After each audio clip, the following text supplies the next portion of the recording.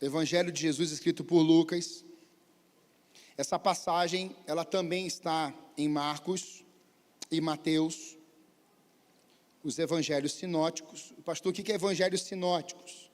São evangelhos semelhantes, que se parecem. Você vê muitas parábolas, muitas ações de Jesus nos 3 evangelhos. João, ele vai um pouco diferente. João, ele começa o seu livro trazendo o Gênesis, é o Gênesis do Novo Testamento. No princípio criou Deus os céus e a terra. João vai para uma outra esfera. Mas os 3, Mateus, Marcos e Lucas, têm essa visão de serem semelhantes. Algumas coisas Mateus vai pegar de Marcos. O primeiro evangelho sendo escrito não foi Mateus. Ali é uma sequência, por causa da genealogia. Mas o primeiro evangelho ter sido escrito foi Marcos. Marcos é o evangelho mais antigo. Então, tanto Mateus quanto Lucas, eles vão usar também do evangelho de Marcos.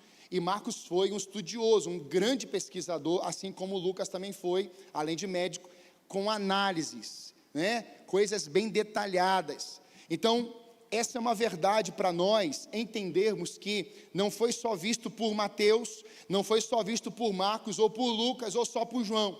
Eles viram. E diante disso, eles registraram essas falas, essas declarações, obviamente na linguagem de Jesus, o aramaico, e traduzido na escrita para o grego no Novo Testamento.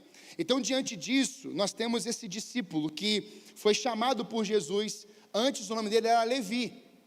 Então, se você ler Marcos e Lucas, você vai ver que eles vão tratar Mateus, chamando ele de Levi. Já Mateus, que é o próprio, ele vai escrever, é o nome dele, é o livro que ele vai escrever com base na vida de Cristo. Ele vai escrever declarando esses feitos para a vida dos judeus, porque ele também era judeu. Então, essa riqueza da palavra de Deus vai nos ensinar muitas coisas diante disso aqui. Então, o texto vai começar assim: num daqueles dias, Jesus saiu para o monte a fim de orar, e passou a noite orando a Deus. Ao amanhecer, chamou seus discípulos e escolheu 12 deles, a quem também designou como apóstolos: Simão, a quem deu o nome de Pedro, seu irmão André, Tiago, João, Felipe, Bartolomeu ou Natanael, é a mesma pessoa. Eu iria pregar à noite sobre Natanael, mas vai ficar para domingo que vem pela manhã. Mateus, Tomé, Tiago, filho de Alfeu, Simão, chamado Zelote, Judas, filho de Tiago, e Judas Iscariotes, que veio a ser o traidor. Bem, nós sabemos que quando Jesus chamou os discípulos, esses homens, para caminharem com ele, cada um deles tinha uma função. Todos eles desenvolviam um trabalho. Nós olhamos para eles e sabemos que eles tinham como pescaria, coletoria, desenvolver impostos. Alguns trabalhavam ali juntamente com os pescadores, eram conhecidos. Nós temos irmãos, André, Pedro, Tiago, João, são duas duplas de irmãos, pessoas que andavam próximas biologicamente, mas vão ser também chamados de discípulos, inclusive apóstolos depois. E nós sabemos que cada discípulo escolhido, ao desenvolver um trabalho, ao serem chamados por Jesus, deixam tudo para trás, tudo, para seguir Jesus. Nenhum desses discípulos, dessas vidas ao serem chamadas, questionou o mestre, nenhuma delas. Todos eles, quando ouviram, por exemplo, Mateus, que é o caso que vai trabalhar aqui, levante-se, ele estava trabalhando naquele ambiente, era o ambiente de cobrar impostos aos judeus. Ele levanta e ele sai andando atrás de Jesus. Então isso mostra para nós um princípio. Por meio da oração, Cristo sai da sua residência ou de onde ele estava, e ele ia para o monte, foi para o monte orar a noite inteira. E quando chega no amanhecer, ele sai não para dormir, mas ele já sai ao amanhecer para escolher os 12 discípulos. Isso é tão rico para mim, porque Jesus poderia simplesmente dizer assim: como eu sou Deus, eu vou já escolher. Eu sendo Deus, para que eu vou para o monte orar? Eu sendo Deus, para que eu vou me relacionar com o Pai, se eu e o Pai somos um? A visão é que Cristo vai ao monte, porque Cristo veio como 100% Deus, mas também 100% homem.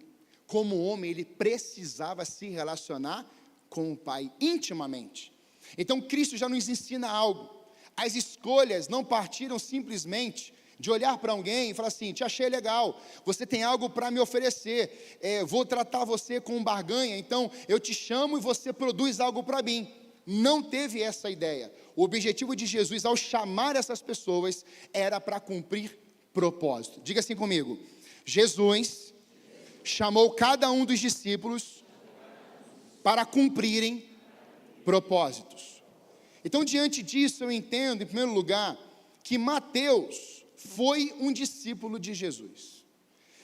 Jesus chama Levi e depois seu nome é trocado para Mateus. E alguns, como eu falei, pensam que são dois discípulos. É um discípulo só. Levi e Mateus, um discípulo só. Mateus, irmãos, ele foi um judeu. E o próprio Mateus, sendo publicano, nós temos outros publicanos na Bíblia.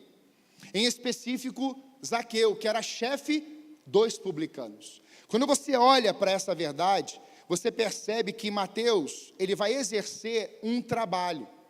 Ele é publicano. O que o publicano fazia? O publicano, ele abraçava a proposta dos romanos de ser um coletor de impostos para o Império Romano. Então, qual é a ideia? Mateus, ele é judeu, e o judeu, ele estava ali de uma certa forma governado, dominado pelo Império Romano. O Império Romano é citado pelo profeta Daniel, que vai ser esse último império dessa sequência toda, desde os egípcios até o Império Romano. Cada tempo, de tempos em tempos, impérios foram sendo levantados, sempre tentando dominar. E Deus ia levantando os seus profetas, e no meio do seu povo, para ali agir contra essas ações dos impérios. Aqui é o Império Romano. O Império Romano domina e governa no tempo que João Batista vai nascer, que Jesus vai nascer. Então, esse império, ele cobrava impostos de quem? Dos judeus. Aí nós temos um homem chamado Mateus, que é judeu, e o judeu agora abraça a causa dos romanos, sendo um publicano, vai sentar numa salinha, no ambiente, coletando impostos dos judeus. Aí você olha para uma cena dessa, e você pensa assim: meu Deus, como é que pode um judeu abraçar essa visão de coletar impostos para os próprios judeus? É o que ele decidiu fazer. E Jesus, ele passa e ele vai chamar Mateus. E essa visão, ela está em Mateus 9, de 9 a 13. Passando por ali, Jesus viu um homem chamado Mateus, sentado na coletoria. Ele cobrava impostos, ele era a figura de um contador. Esse homem, Mateus, ele tinha que ter, assim, conhecimento, era um homem inteligente, um homem culto. E diante disso, o texto diz: e disse-lhe, siga-me. Olha só essa ação. Mateus levantou-se e o seguiu, como eu te disse. Estando Jesus em casa, foram comer com ele seus discípulos, muitos publicanos, olha aqui os outros, e pecadores. Vendo isso, os fariseus perguntaram aos discípulos dele: por que o mestre de vocês come com publicanos e pecadores? Ouvindo isso, Jesus disse: não são os que têm saúde que precisam de médico, mas os doentes. Vão aprender o que significa isto: desejo misericórdia, não sacrifícios, pois eu não vim chamar justos, mas pecadores. Isso para o povo judeu, irmãos, era grave e não era aceitável. Ter um judeu da mesma linha, do mesmo DNA, mesmo povo, mesma tribo, mesma nação, e alguém decidiu o seguinte: eu sou judeu, vou trabalhar para o Império Romano e eu vou cobrar imposto de você, sendo judeu da minha própria terra. Isso era uma calúnia, isso era inaceitável. E é interessante porque dentro dessas escolhas de Jesus, Jesus vai escolher esses 12, e dentro dessa visão, ele vai escolher Simão, o Zelote também.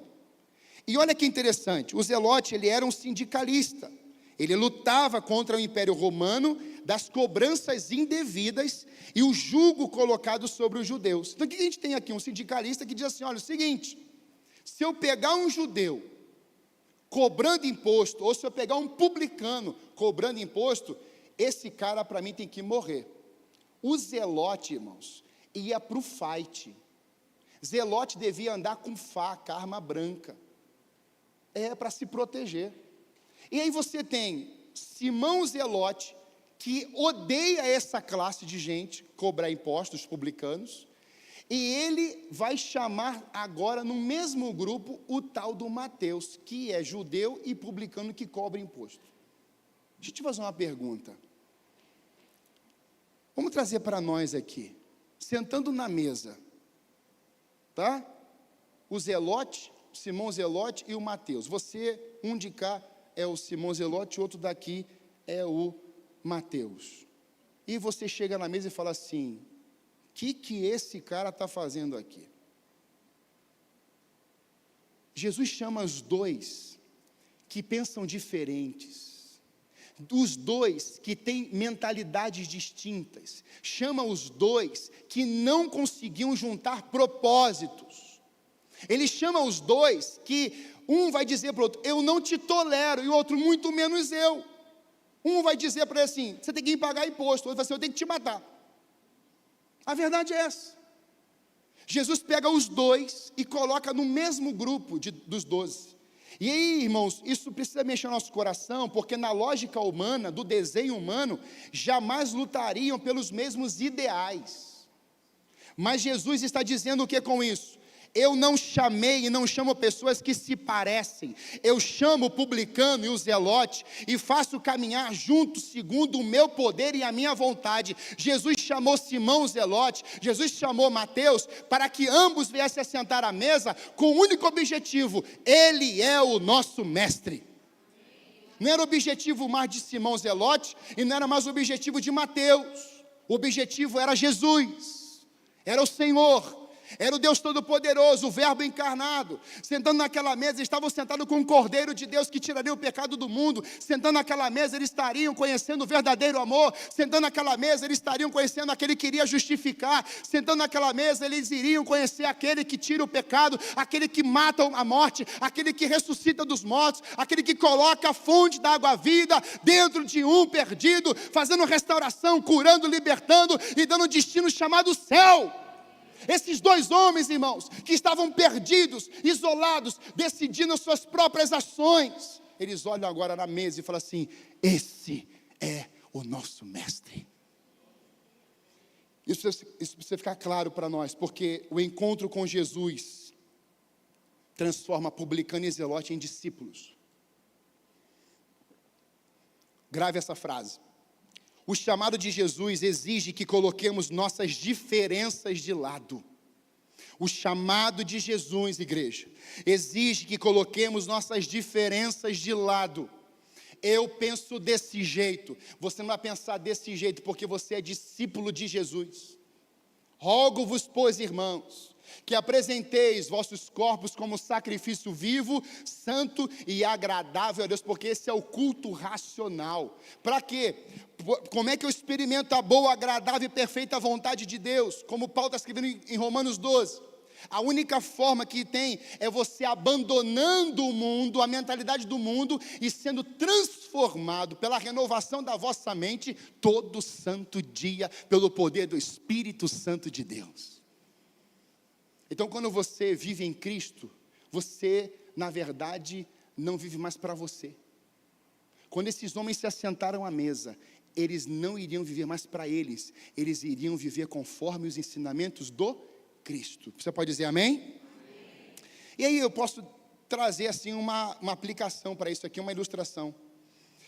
Todo mundo sabe que eu prego em algumas igrejas, e eu às vezes vou lidando com igrejas não batistas, por exemplo, assembleianos, por exemplo, as igrejas pentecostais, assim, né, que tem o assembleiano e tem o assembleiano pentecostal mesmo, não é verdade? Parece que não, mas tem, sabia? Tem uma assembleiana que prega aqui, pentecostal, pentecostal, eu sou batista, mas ela é pentecostal. Quando a gente olha para isso, eu chego nas igrejas às vezes, uma vez eu fui com Emerson, Emerson e Mateus e Vini. A gente foi numa igreja, irmãos, ultra mega pentecostal. Pensa um culto pentecostal. O pastor Jeremias brinca, né? Pensa num culto pentecostal. Manda falar em línguas trocentas vezes, e vai. E aí eu estou no culto, preguei, a igreja lotada, o pessoal veio para o apelo, uma bênção, e eu estou olhando por Emerson, já era 1h30 de viagem, e eu falei assim, Emerson, já vai se preparando, porque tem uma viagem, a gente tem que ainda comer, né? Eu ia pagar a pizza deles, né? Como eu sempre faço, e aí a gente tem que comer, então a viagem é longa, e vamos lá. Quando a gente está se levantando, para a gente ir para a porta, o pastor pega o microfone e fala assim, pastor João, eu falei, meu Deus, me gelei. Ele falou assim, Deus me tocou. Eu falei, Deus tocou, então, né, é de Deus. Vai me chamar para tomar um café, vai chamar para comer uma pizza. Eu falei assim, não, eu quero dizer para o senhor, que Deus falou comigo, para o senhor ungir toda a igreja. É glória para você que não estava lá. Glória para a igreja. Aí eu podia perguntar assim, tem certeza? É de Deus, mas eu sou discípulo. E ele é o pastor. Eu falei assim, perfeitamente, me dê força, Jeová, e que ninguém fique endemoniado. Orei. Ninguém. Os demônios já vão sair, já não sai. E começamos a orar. Todo mundo ali, né, como o pastor tinha pedido. Voltamos no carro, comemos uma pizza, a gente ria, porque era cada coisa que a gente via. Por que, irmãos, estou falando isso? Porque eu tenho uma outra, vim de uma denominação, mas quando eu estou nesse ambiente, com os meus irmãos e a minha família espiritual, de sangue, porque Cristo nos lavou com o sangue do Cordeiro, não tem denominação, é o Cristo encarnado, é o Filho de Deus que está ali, então o plano, o objetivo é o Cristo na mesa. Nós estávamos pensando se era A, B ou C, estávamos assim, Jesus está agindo em nós, sabe? Eu me maravilho com a Bíblia porque em Atos 1, 13 e 14, nós temos esses mesmos discípulos aqui fazendo uma coisa. Quando chegaram, subiram ao aposento onde estavam hospedados, achavam-se presentes. Olha quem está no grupo: Pedro, João, Tiago, André, Filipe, Tomé, Bartolomeu, Mateus, Tiago, filho de Alfeu, Simão o Zelote e Judas, filho de Tiago. Sabe o que eles estavam fazendo? Todos eles se reuniam sempre em oração, com as mulheres, inclusive Maria, mãe de Jesus, e com as irmãs de Jesus. Eles se reuniam sempre. Não foi o momento para orarem para o Espírito Santo descer em Atos 2. Eles sempre, durante todo esse tempo que Jesus estava com eles se reuniam e oravam sempre. Pastor, eu não consigo conviver com essa classe aqui, com esse povo aqui, com essa situação que você está orando pouco. Eu não consigo me relacionar com esse tipo de gente, dentro da igreja. Está orando pouco ou quase nada. Eu faço acepções de pessoas e projetos. Eu só tenho a linha dos ricos. Eu gosto de andar com rico, milionário, de BMW, de Porsche, de Ferrari. O outro diz assim, o meu negócio é com os pobres. Eu só quero pobre, miserável. Esse é o povo que eu vou querer. Os dois pensamentos são miseráveis. Porque nós não fomos chamados para cuidar de rico e nem de pobre. Nós somos chamados para cuidar de gente. Diga assim, mas fala igual crente. Diga, eu fui chamado para cuidar de gente.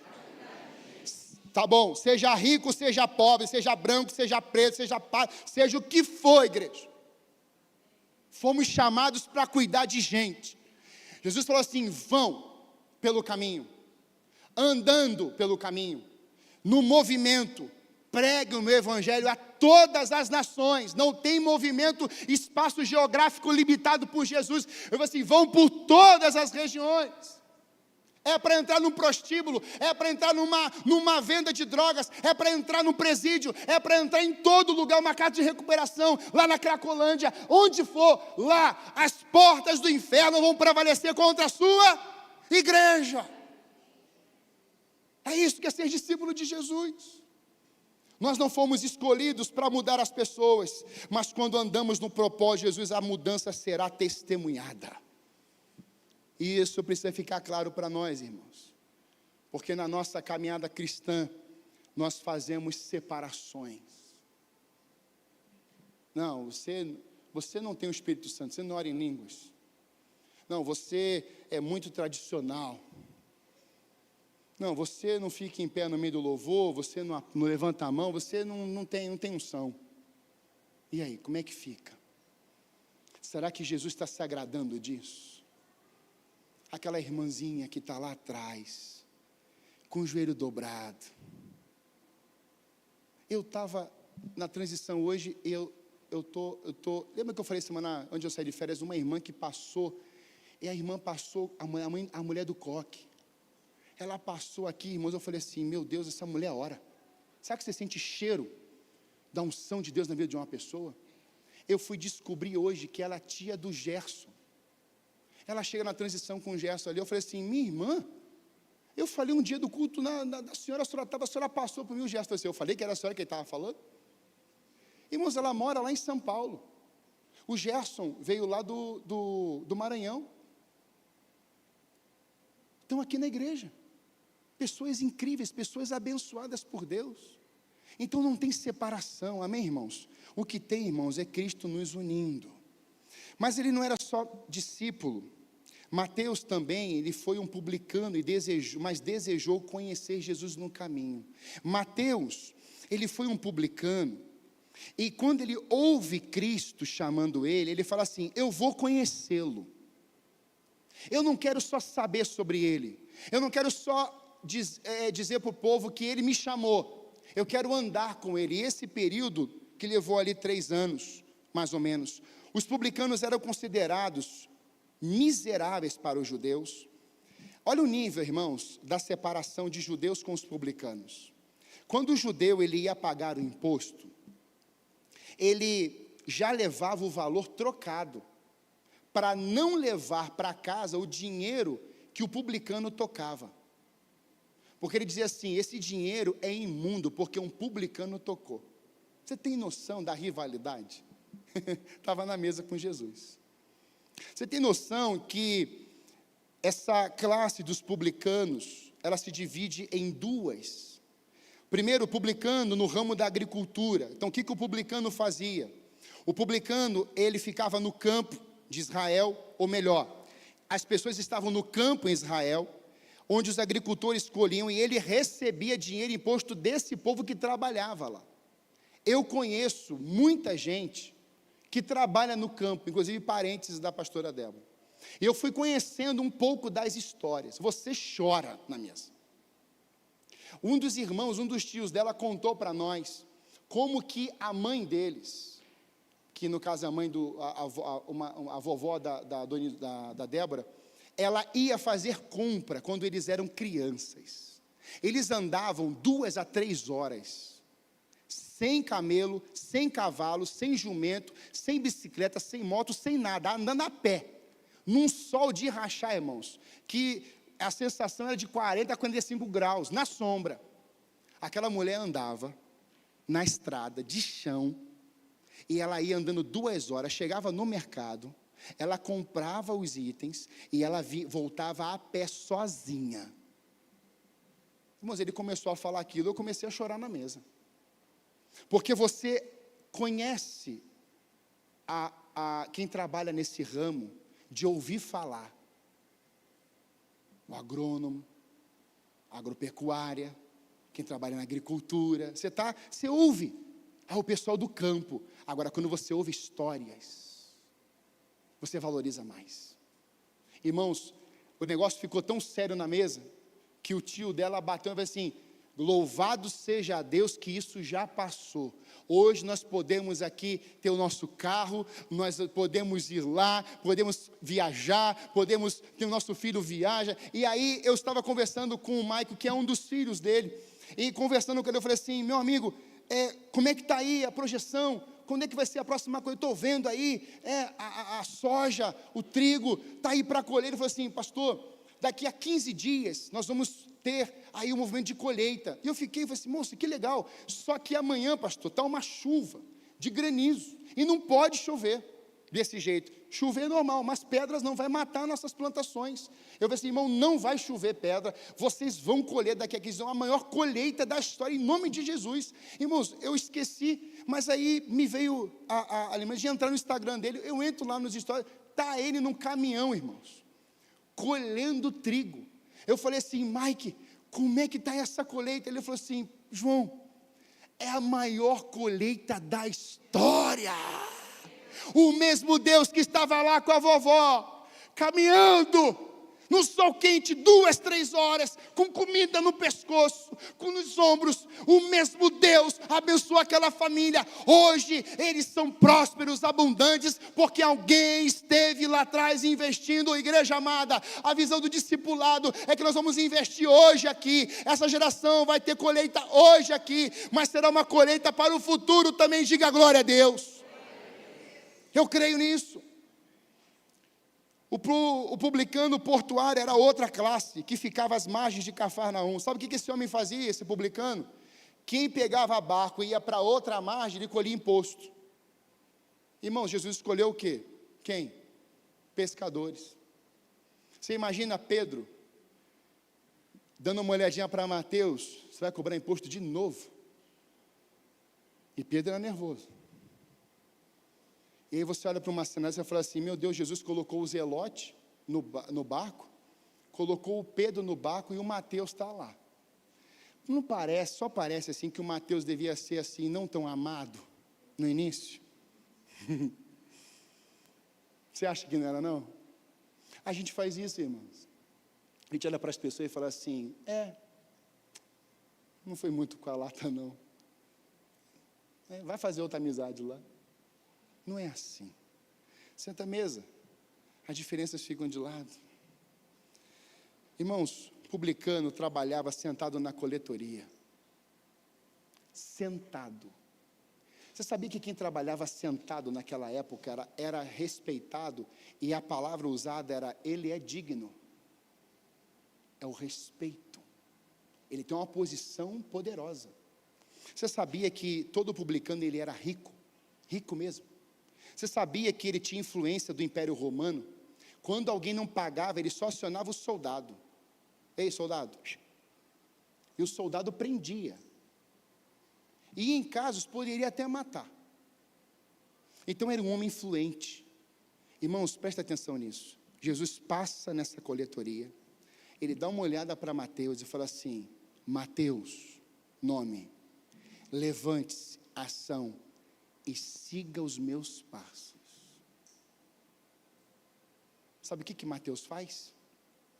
Mateus levanta e vai. Irmãos, tem gente hoje que Jesus está assim, levanta, anda há anos, e ela está sentada na coletoria, mas hoje, Jesus te achou nesse lugar. Hoje você vai sair dessa cadeira e você vai se assentar nas regiões celestiais em Cristo Jesus. Você vai sair desse ambiente, você vai sair desse lugar de coletoria para andar naquele que investiu a vida dele em favor da sua vida, em favor da minha vida. Diga glória a Deus. Jesus não ofereceu ministério para Mateus. Mateus, eu te dou as coisas e você me segue. Isso é barganha. Jesus não ofereceu posições, ele não ofereceu dinheiro, e ele era rico, ele tinha condições. Jesus simplesmente diz assim, levante-se e venha atrás de mim, venha me seguir. E aqui eu anotei algumas coisas. Jesus não chamou os discípulos para lhes dar algo em troca, mas para que eles pudessem caminhar na presença de Jesus. Amada igreja, nós não caminhamos com Jesus pelo que ele pode oferecer. Nós caminhamos com Jesus porque vale a pena a presença dele, já nos basta. Isso é o verdadeiro discípulo. Nós não chegamos até Cristo para pedir coisas, só dele estar aqui, dentro de mim, já vale, já é tudo. E se ele derramar, amém. Mas eu fico impressionado, é que ele chama esses homens vão segui-lo e vão andar com ele ali no ministério terreno. Se quiser andar comigo, a melhor coisa não é o que eu posso fornecer, mas é a minha presença. Jesus está falando assim, olha, eu não posso oferecer para vocês as coisas que vocês querem, eu vou oferecer para vocês a minha presença. Quem aqui ama a presença de Jesus? É essa igreja que Jesus está, irmãos, despertando nesses dias. Porque nós temos uma leva de gente que já chega já na frente e fala assim, eu quero a minha bênção. Eu quero. Mateus deixou tudo para trás e ele disse, eu só quero Jesus. Olha que lindo. Ele está deixando tudo para trás e falou assim, hoje o meu objetivo é Ele. Será que a gente está preocupado ou nós estamos interessados em buscarmos e olharmos só para Jesus? Será que hoje a gente está disposto a dizermos assim, o trabalho é importante, mas é segundo plano porque o primeiro é Ele. A minha esposa, ela é importante, mas é segundo plano porque o primeiro plano é Jesus. O meu casamento é segundo plano porque o primeiro plano é Ele. A busca desenfreada pelo poder é o que temos hoje, em vários canais. E se nós olharmos esse tempo aqui, nós vamos perceber que em nenhum momento houve questionamento, senso de dúvida, preocupação. E aí, em último lugar, Mateus seguiu Jesus, deixou tudo para trás e cumpriu um propósito. Olha que interessante. Mateus 5, 28, Levi levantou-se, deixou tudo e o seguiu. Essa palavra aqui no grego, seguir, akalotel, significa andar atrás de alguém, acompanhar alguém. No sentido mais profundo, quer dizer aderir, assumir o caminho do outro, tornar-se discípulo dele. É mais ou menos, irmãos, assim. Isaac, vem cá, por favor, rapidinho. Qual pai aqui já andou na areia da praia e foi fazendo os passos, e o filho, aquele pezão, 42, 44, alguns, 47, e a filhinha com um númerozinho assim, um pedacinho de pé assim, e ela ia pisando exatamente nos passos do pai. Qual pai já fez isso com o filho? Levanta a mão. Amém, alguns. Você precisa fazer isso ainda se você tem filho. Vale muito a pena. Ou então molha o pé e vai pisando para o teu filho pisar onde a água está ali. O Isaac, pense agora em Mateus. Eu vou representar Jesus. Fica de frente para cá, filho. Isso, assim. Essa palavra significa literalmente isso aqui, exatamente isso aqui. Jesus passa e fala assim, Mateus, sai e me siga. Levante-se e me siga. Aonde o seguir significa isso aqui, ó. Eu dou um passo e ele pisa lá onde eu estava com o pé. É isso aqui, ó. Seguir é isso aqui. Eu vou dar outro passo. Pisa onde eu estou pisando, Isaac, senão te demito. Vai lá. Ó. Tá vindo? É difícil, irmãos? Sim ou não? Não é não? Tem certeza? Aí Jesus fala assim, você já seguiu, agora eu vou andar numa outra velocidade. Ele está acompanhando? Aí a gente faz isso. Aí a gente faz assim, ó. Jesus, anda mais rápido aí. Porque eu estou com pressa. O senhor está muito devagar. Mas outros casos, Jesus está andando para cá e alguns fazem assim, ó, vai para lá, vai. Aí Jesus está para cá. Ele falou assim, Zaque, vem. Você entendeu? Alguns casos, puxa a orelha. Alguns casos, tem umas provas. Quem é que quer seguir Jesus aqui hoje? Seguir os passos, pode seguir, pode sentar, filho. É andar, irmãos. Sabe quem vivenciou isso? Abraão. Quando Deus falou assim, Abraão, sai da tua terra, da tua parentela, ele vai. Irmãos, vai para onde? Só que é por isso que o Salmo 119 vai dizer para nós vários textos, versos, que você deve guardar a palavra no coração. Você deve guardar a palavra nos teus pés. Lâmpada para os meus pés é a tua palavra. Quem é a palavra? O Logos de Deus, o Cristo encarnado. Então, quando Jesus está andando e estamos seguindo exatamente os passos, Cristo não vai te colocar numa furada. Cristo não vai te levar para o abismo. Cristo não vai te levar para um lugar que vai destruir a sua vida e a sua família. Por que hoje temos tantas pessoas experimentando destruições? Porque parou de exercitar exatamente essa palavra, akalotel. Eu quero seguir do meu jeito, eu quero andar do meu jeito. Cristo está indo para lá e nós queremos ir para cá. Nós queremos dizer, eu sou de Cristo, mas eu continuo caminhando nos meus passos.